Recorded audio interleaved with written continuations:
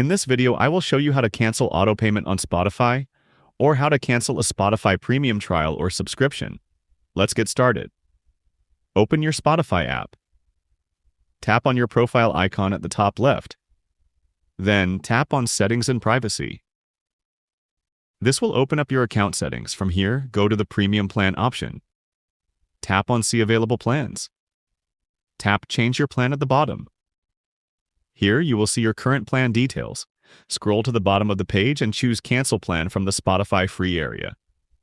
Select Continue to Cancel at the bottom of the page. Tap Yes, Cancel to confirm that you want to leave Spotify Premium. After canceling your premium plan, you will have an active, ad-supported, free Spotify account. Feel free to reach out if you encounter any issues during the process. If this video helps you out, please leave a like and subscribe. Comment below if you have any questions. If you need further assistance, consider hiring a professional using the link in this video below.